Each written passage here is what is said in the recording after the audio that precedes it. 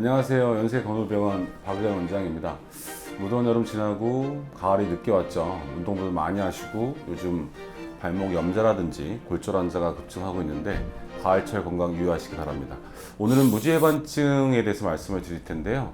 무지가 새끼발가락 쪽 휜거를 외반증이라고 하고 이제 많이 널리 알려져 있는데, 무지외반증은 이제 안 이쁜 것도 중요하죠. 가장 중요한 거는 엄지가 기능을 하게 만드는 게 되게 중요합니다. 우리가 보통 걸어 다닐 때 하중을 발에서 엄지가 한 60%를 차지하거든요. 근데 무지외반증이 생기게 되면 일명 엄지보행, 엄지로 60% 체중이 가지 않아요. 그래서 결국은 2, 3, 4, 5 소족지로 걷기 때문에 발바닥에 굳은 살, 염증, 지간신경종 이런 병이 발생하고, 진행하게 되면 발등 관절염, 발목을 자주 삔다던가 이런 보행의 밸런스가 무너지게 되죠. 그래서 무지외반증의 치료의 의미는 제대로 된 보행, 엄지 보행, 밸런스 있는 발 보행을 찾자는 거에 가장 중요한 의미가 있습니다.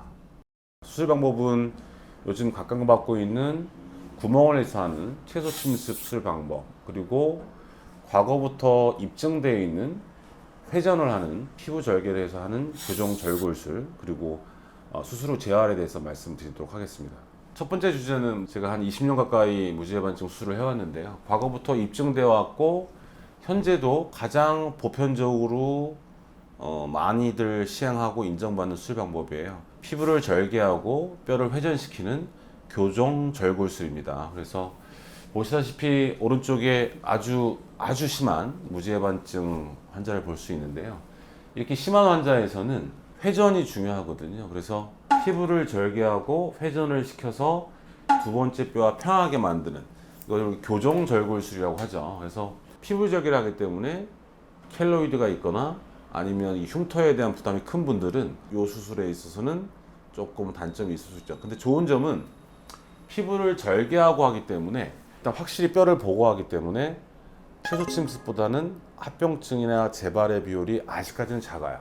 요즘은 채소 침습 수술이 너무 각광을 받고 있기 때문에 이 방법이 되게 더 아프거나 회복이 더디거나 되게 안 좋거나 이런 식으로 좀 치부하는 그런 정보들도 있는데 아주 좋은 방법입니다. 그래서 아직까지는 가장 보편적으로 많이 하는 방법은 피부를 절개하는 교정 절골술이에요. 두 번째 주제는 뭐 몇 년 전부터 각광을 받고 있죠. 구멍을 내서 하는 채소 침습 수술, MIS, 뭐 미카, 뭐 미토라고 하는 사람들도 있어요. 쉽게 말하면 이 엄지, 무지외반에 구멍을 내서 하는 수술이에요. 사진을 보시면 알겠지만 이렇게 무지외반증이 있을 때 아까 처음에 말씀드린 회전이 아니라 이 수술은 구멍을 통해서 뼈에 금을 내고 안으로 밀어 넣어요.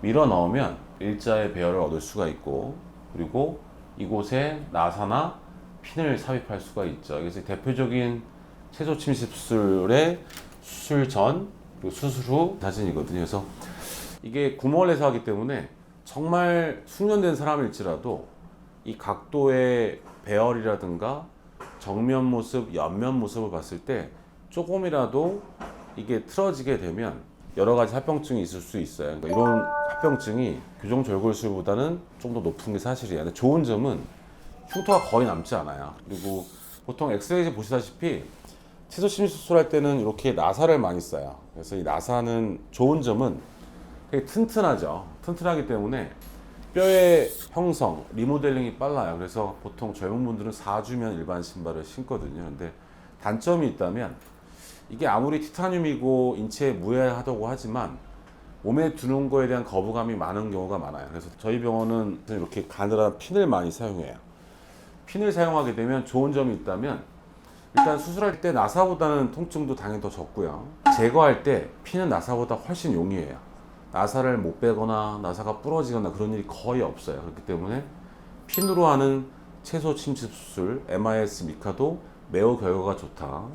이게 한 중기에서 후기 사이 무지외반증인데요. 핀으로 고정하고 4주면 일반 신발, 8주면 뭐 필라테스, 골프 연습, 가벼운 운동, 12주면 러닝이나 등산 같은 걸 시작할 수 있어요. 그렇게 다 하시다가 3개월이나 5개월 사이에 핀을 빼는 간단한 과정을 거쳤죠. 근데 보통 저는 딱 원칙이 나눠져 있지 않지만 심한 변형이고 나이가 좀 있으신 분들은 나사를 좀 추천을 드리고, 젊은 여성들에게서는 핀으로 추천을 하는 편입니다. 그래서 항상 말씀드리듯이 수술은 여러 가지 방법이 있거든요. 한 가지 방법이 다 좋다고 할 수는 없고 교정 절골술과 채소침 수술은 각각의 장단점이 다 있다.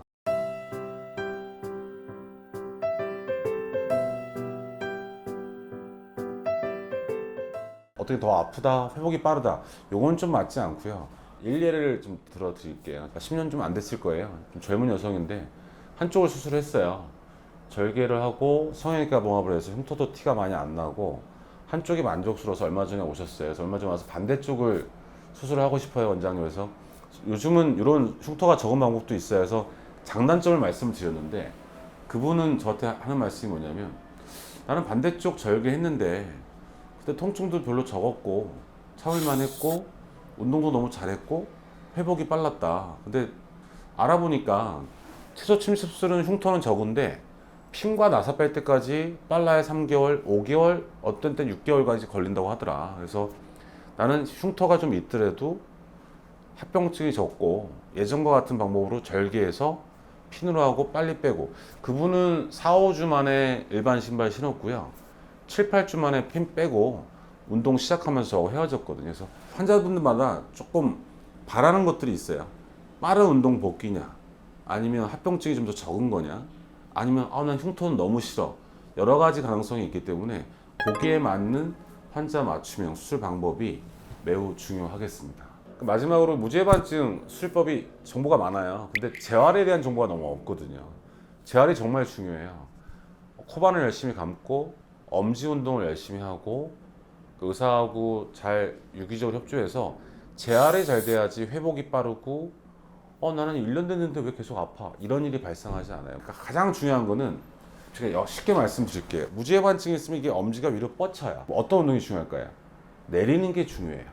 저희 홈페이지에 있는데 2주차, 4주차 운동 순서들이 있거든요. 이게 잘 보시면 내려가는 운동이 안 되고 내려가는 운동이 안 되면 자꾸 엄지가 위로 떠요.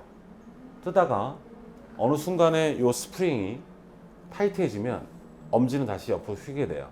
특히 아래 운동이 잘 돼야지 옆에서 봤을 때 무지해반증 수술 부위에 붓기가 빠지는 겁니다. 그래서 수술도 중요하지만 환자분이 할 역할도 있다. 그게 바로 재활입니다. 그러니까 의사도 중요하지만 의사와 환자가 원팀으로 수술이 잘 되고 믿는 관계, 신뢰 관계 속에서 재활까지 잘 됐을 때 무지해반증의 수술의 결과는 퍼펙트하게 될 수 있습니다.